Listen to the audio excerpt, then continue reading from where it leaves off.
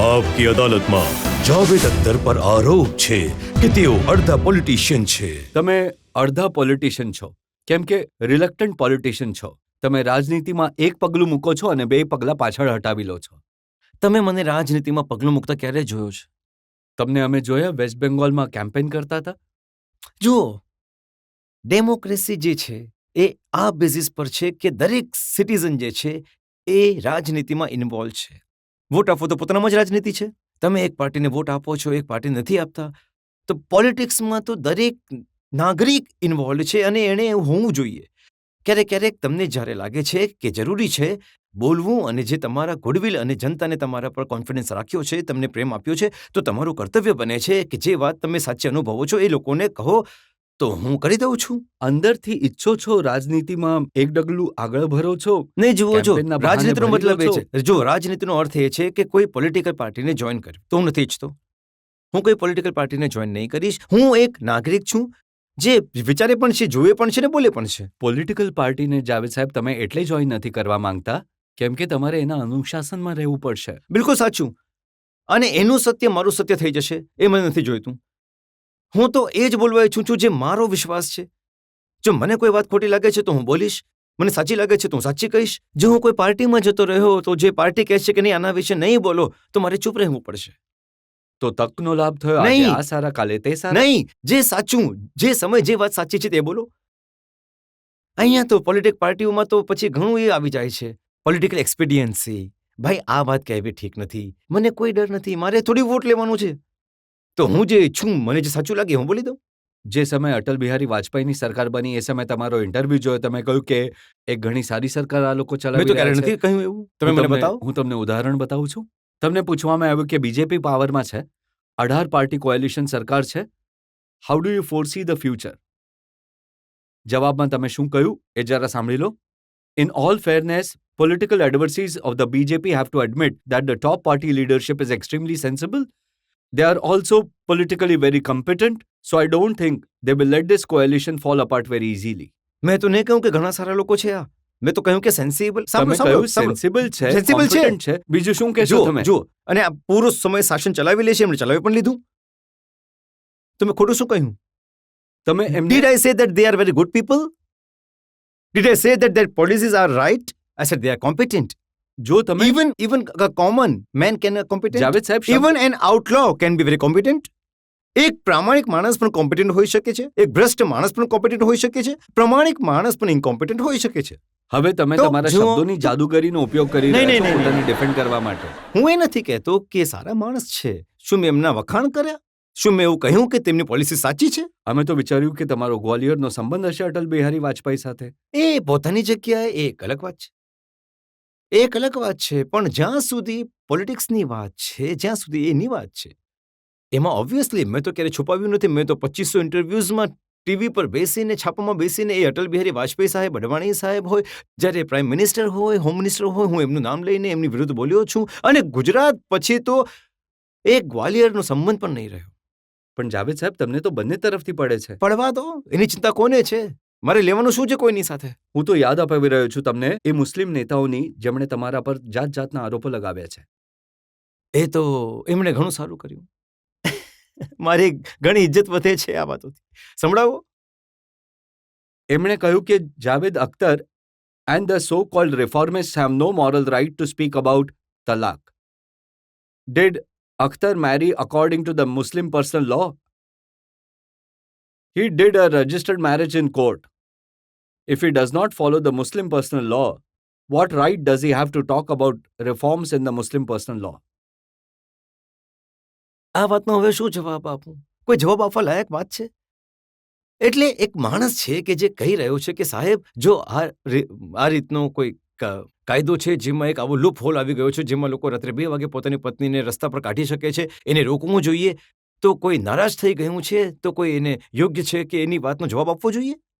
આ વાતનો જવાબ તમે આપશો કે ઉર્દુ ટાઈમ્સે સતત તમારી વિરુદ્ધ લગભગ 20 મૌલવીઓના સ્ટેટમેન્ટ અને આર્ટિકલ છાપ્યા અને બધાએ કહ્યું કે જાવેદ અખ્તરે કમ્યુનિઝમ છોડીને સૌથી પહેલા ખુદામાં વિશ્વાસ કરવો જોઈએ, એના પછી ઇસ્લામની વાત કરવી જોઈએ. જો હું તો ઇસ્લામની વાત નથી કરતો. એટલે કે જે વસ્તુમાં તમને ઘણી ઓથોરિટી ના હોય એના પર બોલવું નહીં જોઈએ. હું તો ધર્મની વાત નથી કરી રહ્યો. હું તો માત્ર એક વાત જાણવા ઈચ્છું છું કે અમુક વાતો હું પૂછવા ઈચ્છું છું, સવાલ કરું છું. ઉદાહરણ તરીકે જે મુસ્લિમ પર્સનલ લો છે એમાં આજ સુધી એગ્રીકલ્ચરલ પ્રોપર્ટીમાં દીકરીનો હક નથી. શું આ કુરાન અને ઇસ્લામના પ્રમાણે છે? હું પૂછવા ઈચ્છું છું. આનો મને કોઈ જવાબ આપે. હું એ પૂછવા ઈચ્છું છું કે જે લગ્નની બાબતમાં જે લોસ છે એ સિરિયામાં, ઇજિપ્તમાં, ઇન્ડોનેશિયામાં, હા તો એ છે કે પાકિસ્તાન અને બાંગ્લાદેશમાં જે કાયદા બનાવવામાં આવ્યા છે એ આપણા દેશમાં કેમ નહીં હોઈ શકે? અને જો નહીં હોઈ શકે અને ધર્મના વિરુદ્ધ છે તો શું આ બધા દેશોએ એનો ધર્મ છોડી દીધો છે? જો છોડ્યો હોય તો કહી દો, અમે માની જઈશું, અમને તો ખબર જ નથી. પણ જો એ ધર્મની સીમામાં રહીને આ રિફોર્મ્સ કરી શકે છે તો હિન્દુસ્તાનમાં કેમ નથી રહેતા? એમનું બસ એટલું કહેવું છે કે ધર્મના વિશે બોલવાનો અધિકાર માત્ર એ લોકોનો છે જે લોકો ધર્મને માને છે, જે એના પર ચાલે આ છે. તો એવું જ હશે કે હું કહું કે જાવેદ અખ્તર વિશે વાત કરવાનો અધિકાર એને છે જે જાવેદ અખ્તરને માને છે. આ શું વાત થઈ ગઈ? ભાઈ, આ વાત ધર્મની નથી અને એ ધર્મની પાછળ જઈને છુપાય છે. હું કોઈને નથી બોલતો, ભલે હિન્દુ હોય, ભલે ઈસાઈ હોય, ભલે શીખ હોય, ભલે મુસલમાન હોય, કે તમારો ધર્મ છોડી દો કે પોતાના ધર્મની વિરુદ્ધ કોઈ કામ કરો. પણ સત્ય તો એ છે કે તમે કામ કરી રહ્યા છો તમારા પોતાના ધર્મની વિરુદ્ધ છે. તમારા ધર્મમાં એવું નથી.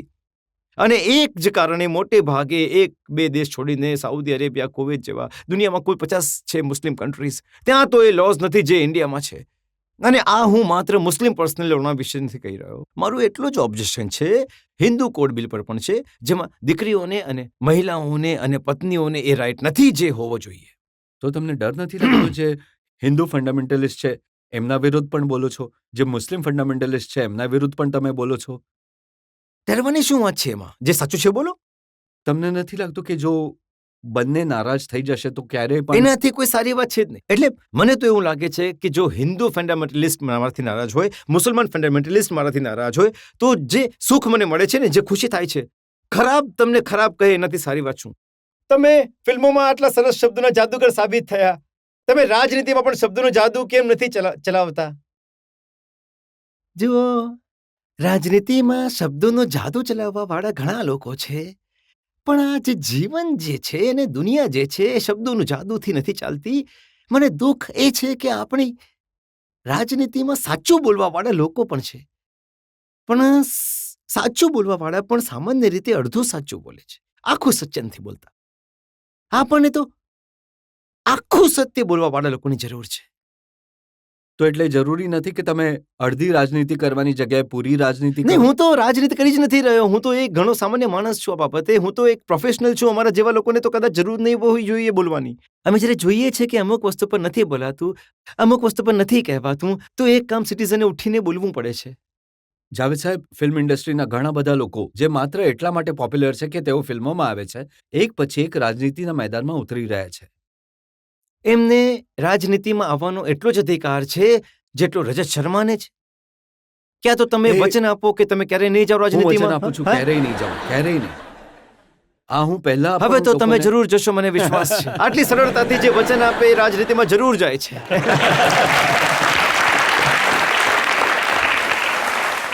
કારણ કે ઓછામાં ઓછું તમારી જેમ તો નથી કે પોલિટિકલ પાર્ટી માટે કેમ્પેન કરીને પાછા આવીને કહું કે હું રાજનીતિમાં નથી. કોઈ નવા જ નથી. કાલે તમે કહેશો કે પોલિટિકલ પાર્ટીને વોટ આપી દીધો અને કહે છે કે રાજનીતિમાં નથી. એ પણ તો કહી શકો છો તમે. કેમ્પેન કરવું- કેમ્પેન કરવાનો અધિકાર દરેક સિટીઝનને છે કે સાહેબ મને આ પાર્ટી ગમે છે. જો પણ- થશે શું કે કાલે કોઈ રાજનીતિક દળ તમને રાજ્યસભામાં મોકલશે અને તમે સરળતાથી જઈને બેસી જશો. હું મેમ્બર ક્યારે નહીં બનીશ કોઈ પાર્ટીનો. પણ જો એ તમને મોકલે રાજ્યસભામાં તો સ્વીકાર કરી લેશો. હા, તો જતો રહીશ, જરૂર જઈશ. અને કેમ નહીં જાઉં? આટલું મોટું જે પ્લેટફોર્મ છે ત્યાં જઈને એ વાતો કહેવા ઈચ્છીશ જે હું જે કહેવા ઈચ્છું છું. અને વાહ. ત્યાં સારું છે આખા દેશ સુધી પહોંચે આ વાતો.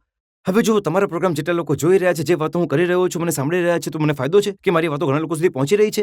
અને એ તમારા પ્રોગ્રામથી મારા પ્લેટફોર્મ છે, તો હું ત્યાં કેમ નહીં જવા ઈચ્છીશ? તો હવે એ નક્કી થઈ ગયું તમે પાર્લામેન્ટમાં પહોંચો ને નહીં હું નહીં નહીં નહીં, જાઉં. એવું નહીં.